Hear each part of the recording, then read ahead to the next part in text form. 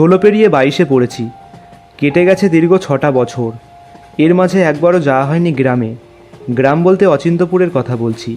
অচিন্তপুর আমার বাপ ঠাকুরদার ভিটে, বলা যায় আমার দেশের বাড়ি।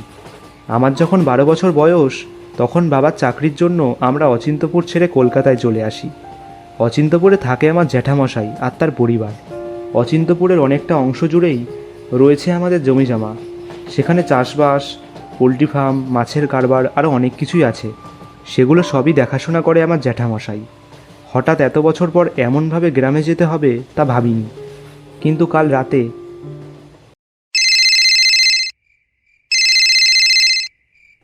হ্যালো। হ্যালো সমীর ভাই, আমি বরদা বলছি অচিন্তপুর থেকে। আরে বড়দা, হ্যাঁ বলো, কেমন আছো? ভালো নেই ভাই, হঠাৎ করেই বাবার শরীরটা খারাপ হয়েছে। কেন, কি হয়েছে জ্যাঠার? দুদিন আগে বাথরুমে পা পিছলে পড়ে গেছেন, এখন বিছানা শয্যা আছেন। ডাক্তার বলেছেন শরীরের হাল খুব একটা ভালো না। বাবা তোর কথা বারবার বলছেন, তোকে একবার দেখতে চাইছেন। তুই তো জানিস বাবা তোকে কত স্নেহ করেন। তাই যত তাড়াতাড়ি সম্ভব একবার অচিন্তপুরে চলে আয়। হ্যাঁ বড়দা, আমি কালই বেরিয়ে পড়ছি। খবরটা পাওয়া মাত্রই ব্যাগপত্র গুছিয়ে বেরিয়ে পড়েছি অচিন্তপুরের উদ্দেশ্যে। শেষ যখন অচিন্তপুরে এসেছিলাম তখন ছিল ঠাকুমা শ্রাদ্ধ অনুষ্ঠান। ভেবেছিলাম এরপর যখন অচিন্তপুরে আসব তখন আনন্দের সাথে আসব, কিন্তু এবারও সেটা হলো না।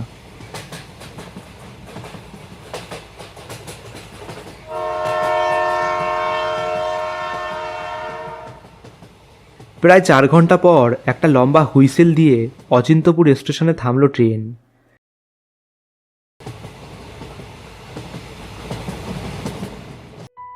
স্টেশনের চারপাশটা ভালো করে দেখলাম। শুধু 2-3টে দোকান ছাড়া আর তেমন কোনো মানুষজনকে দেখতে পেলাম না। আর এটাই স্বাভাবিক, গ্রামের এলাকায় সূর্য ডোবার পর তেমন আর কোনো মানুষজনকে দেখা যায় না। দুনিয়া এখন অনেক এগিয়ে গেছে, কিন্তু এখনও কিছু কিছু গ্রামে ভ্যান রিক্সার পাশাপাশি গরুর গাড়িও চলে। অচিন্তপুরের ব্যতিক্রম নয়। দাদা, রথতলা যাবে তো? না দাদা, আমরা ওই দিকটায় যাই না। ওইদিকে বেশি গরুর গাড়িই যায়। আপনি একটু আগে দেখুন কোনো গরুর গাড়ি পান কিনা। আচ্ছা, ঠিক আছে। একটু হাঁটার পরেই দেখলাম একটা গাছতলায় একটা গরুর গাড়ি রয়েছে। একজন মাঝবয়সী ভদ্রলোক গরুর গাড়ির উপর বসে আছে। কাকা, রথতলা যাবে নাকি? হ্যাঁ বাবা, যাব, তুমি উঠে বসো।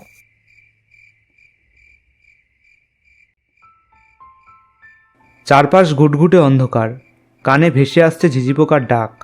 দুপাশে সবুজে মরা ধান ক্ষেত, আর তার মাঝ বরাবর রাস্তা দিয়ে চলেছে আমাদের গরুর গাড়ি। এত বছর পর বাড়ি যাচ্ছি, আপনজনদের সাথে দেখা হবে, এটা ভেবে যতটাই না আনন্দ হচ্ছে ঠিক ততটাই মন খারাপ লাগছে জ্যাঠার শরীর খারাপের কথা ভেবে। আমার জ্যাঠার 2টো বিয়ে। প্রথম পক্ষের একটি মেয়ে, সম্পর্কে আমার দিদি। আমার দিদির যখন 4 মাস বয়স তখন আমার জ্যাঠার প্রথম পক্ষের বউ মারা যায়। তারপর আমার জ্যাঠা আবার একটা বিয়ে করে। এই পক্ষের 2টো ছেলে, বড়দা আর ছোটদা। এই গ্রামে নতুন মনে হচ্ছে তোমাকে। তা কার বাড়ি যাবে? নারায়ণ চৌধুরীর বাড়ি যাব। ও, নারায়ণ বাবুর বাড়ি যাবে? তা উনি কে হয় তোমার? উনি আমার জ্যাঠা হয়। আসলে আমি অনেকদিন বাদে গ্রামে আসলাম। ও আচ্ছা।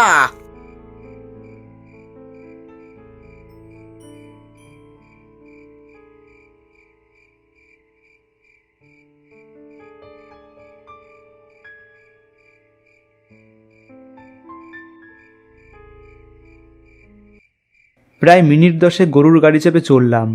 সামনেই দেখতে পেলাম একটা বাঁশবাগান। বাঁশবাগানটা দেখা মাত্রই গাটা যেন কেমন ছমছম হতে শুরু করলো। বাঁশবাগানের পাশ থেকে সবে যাব, ঠিক সেই মুহূর্তেই মনে হলো কোনো একটা ছায়ামূর্তি আমার পেছন পেছন আসছে। পেছন ঘুরে তাকাতেই দেখলাম একটা ছায়া দ্রুত গতিতে সরে গেল। একজনের পায়ের হাঁটার শব্দ শুনতে পেলাম। মনে হচ্ছে কোনো মেয়ে পায়ে নুপুর পরে হেঁটে বেড়াচ্ছে।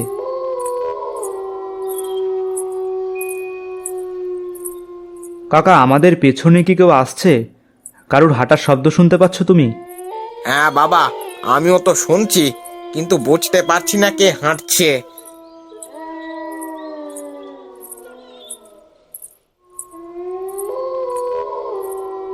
কিছুক্ষণ পরেই দেখলাম আমাদের সামনের রাস্তা দিয়ে হাঁটছে একটা মেয়ে। মেয়েটার পায়ে নুপুর। হঠাৎ এই মেয়ে কোথা থেকে আসলো? রাস্তা তো পুরো ফাঁকা ছিল। কে কে আপনি?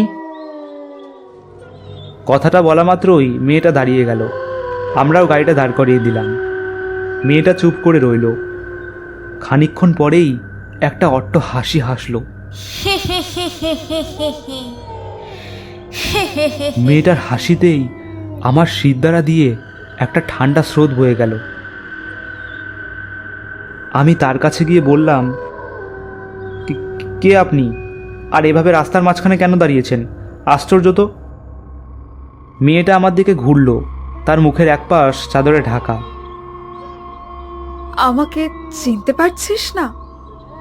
না, কে আপনি? আর আমি আপনাকে কিভাবে চিনব?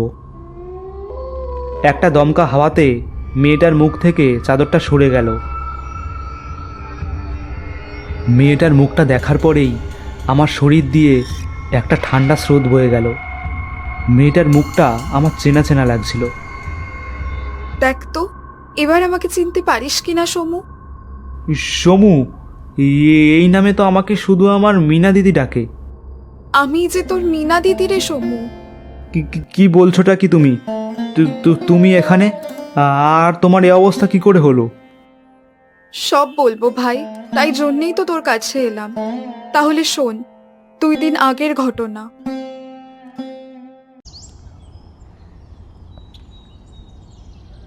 হঠাৎ এমন কি বিশেষ কথা বাবা যে আমাদের সবাইকে একসাথে বলবে? হ্যাঁ, তোমাদের সবাইকে আমার কিছু বলার আছে। দেখো, আমার বয়স হয়েছে, আজ আছি কাল নেই। আমি চাই আমি থাকতেই সমস্ত কিছুর মীমাংসা হয়ে যাক। আমার বাবা যখন বেঁচে ছিলেন তখন আমাকে এই পুরো জমি জমা সম্পত্তির দায়িত্ব দিয়ে গিয়েছিলেন, কারণ আমার ভাই এসবের মধ্যে কোনোদিনই থাকতে চায়নি।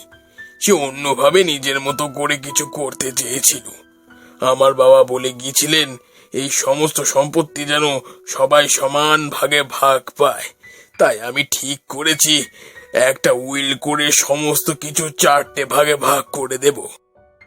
4 ভাগ বলতে? ওই তো, তোমরা 2 ভাই, মিনা আর সমীর। দাঁড়াও দাঁড়াও বাবা, এখানে সমীর আর দিদি কোথা থেকে আসলো?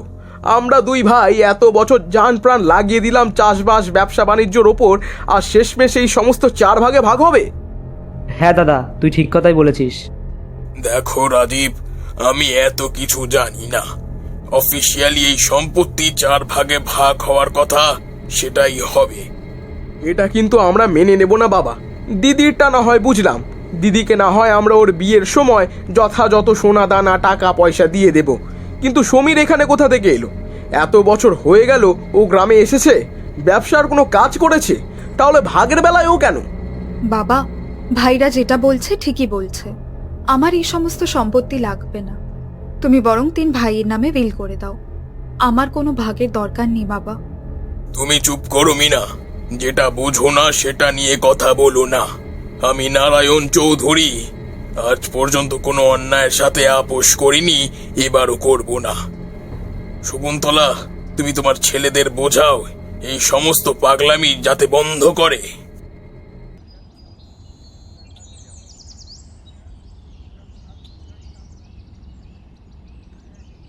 কিরে ভাই, তুই ঘরের মধ্যে একা বসে আছিস কেন? ভাবছি দাদা, এত বছর খেটে যেই সাম্রাজ্য করে তুললাম সেটা এরকমভাবে ভাগ হয়ে যাবে। তুই কি ভেবেছিস আমি এটা হতে দেব? আমিও ব্যবস্থা করে এসেছি। কি ব্যবস্থা? তাহলে শোন।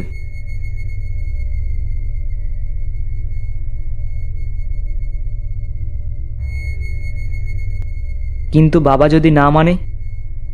সোজা আঙুলে ঘি না উঠলে আঙুলটা বাঁকাতে হবে, বুঝলি বাবু?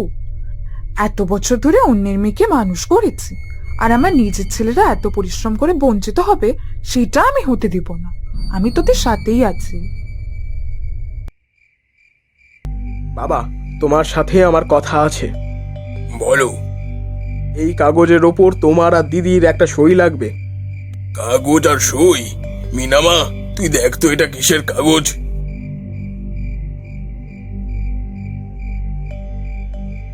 ভাই, এটা তোরা কি করে করতে পারলি?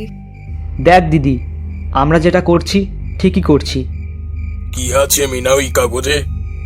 এই কাগজে লেখা আছে যে তুমি তোমার সমস্ত সম্পত্তি তোমার 2 ছেলের নামে স্বেচ্ছায় দিয়ে দিলে।